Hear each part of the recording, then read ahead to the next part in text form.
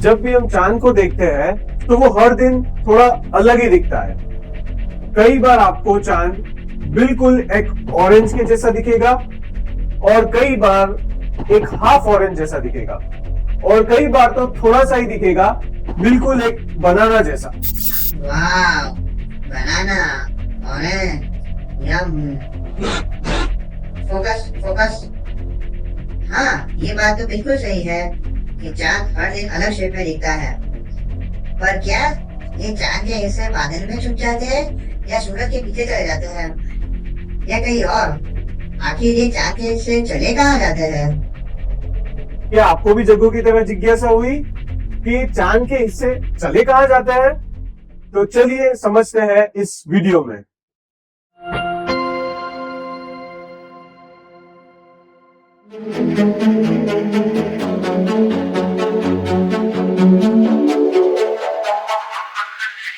चांद हमें अलग अलग शेप में क्यों दिखता है, ये डिस्कस करने से पहले चांद के बारे में थोड़ी जानकारी ले लेते हैं।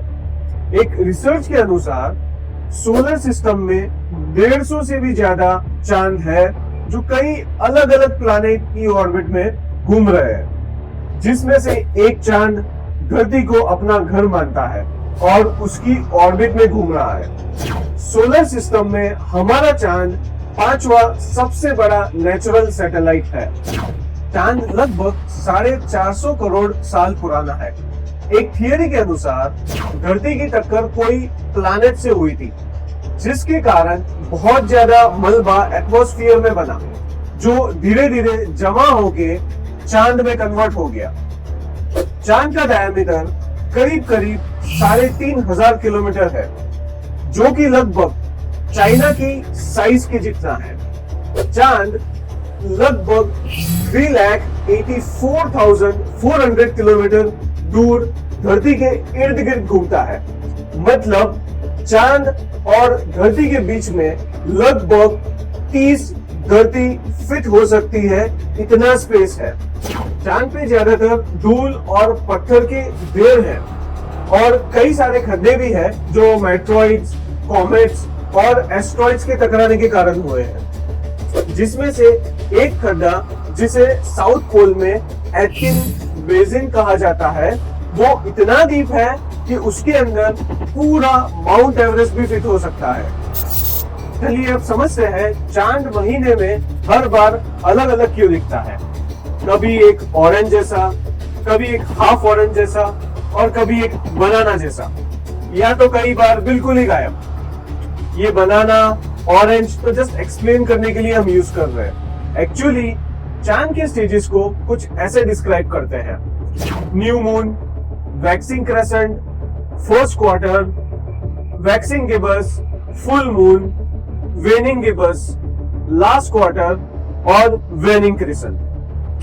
इन सब फेजेस के नाम का मतलब हम थोड़ी देर बाद डिस्कस करेंगे। चांद के अलग अलग शेप में दिखने का कारण धरती और चांद की पोजीशन है। इसको थोड़ा एनिमेशन के जरिए समझते हैं।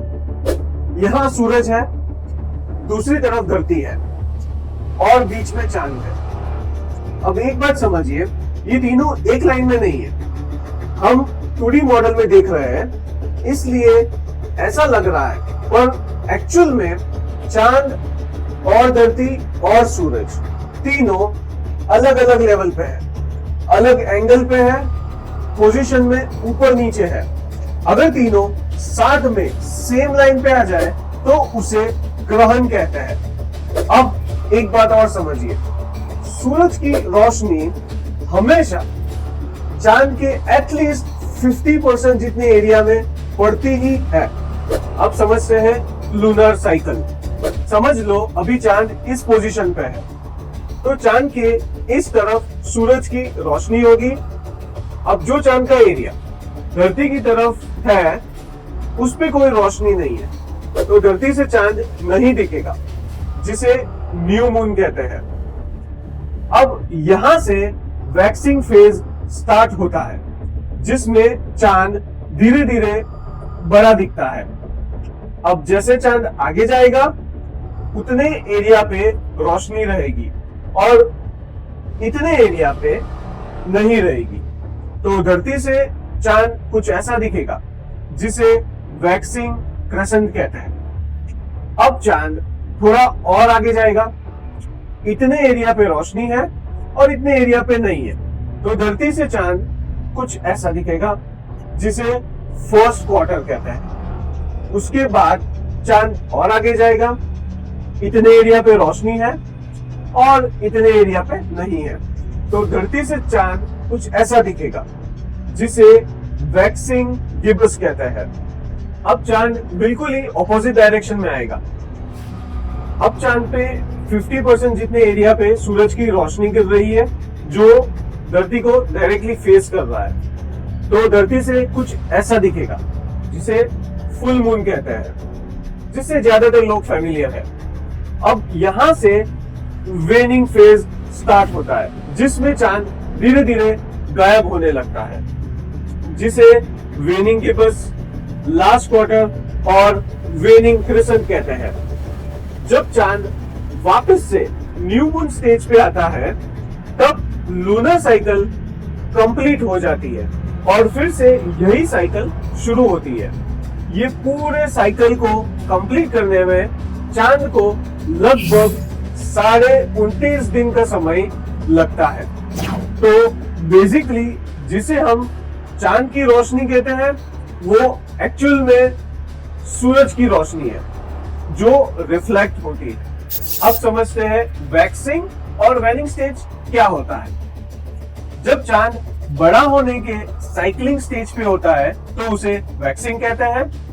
जब चांद छोटा होने के साइक्लिंग स्टेज पे होता है तो उसे वेनिंग कहते हैं। गिब्स, गिब्स एक लैटिन वर्ड है जिसे हम्प कहते हैं, जिसे राउंड या कॉन्वेक्स शेप को डिस्क्राइब करने में भी यूज किया जाता है।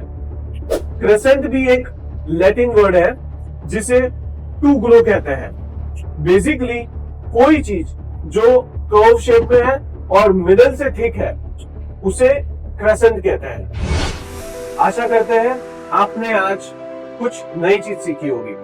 ऐसे ही जिज्ञासा भरी जानकारी के लिए हमारे चैनल को सब्सक्राइब कीजिए और इस वीडियो को लाइक और शेयर कीजिए। Thank you.